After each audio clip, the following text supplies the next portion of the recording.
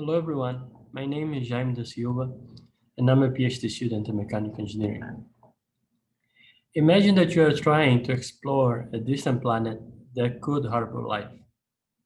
There are different types of measurements that could be performed to help identify whether a planet can sustain life.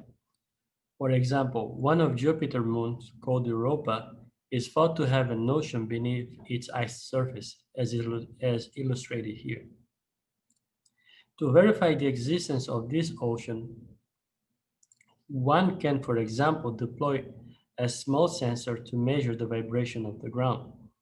The collected data could provide information about the events taking place on the subsurface and help us verify the existence of this ocean. Of course, a space mission of this magnitude would have many constraints and requirements, and my project seeks to overcome some of these challenges. The main objective of this project is to develop a compact and lightweight optical seismometer that can be used in planetary exploration while helping to reduce the payload and resisting the harsh conditions that are often encountered in other planets. With that in mind, we have developed an optical seismometer that is made of glass, which essentially works by filtering light from a laser. And based on the profile of the filter light, we can perform measurements. Here you can see this a setup that we use to test this novel sensor. On the right, we have the sensor that we developed, and the dark rectangular plate is a glass structure that is considered small since it has a size of around 1 inch by 1 inch with a thickness of 1 millimeter.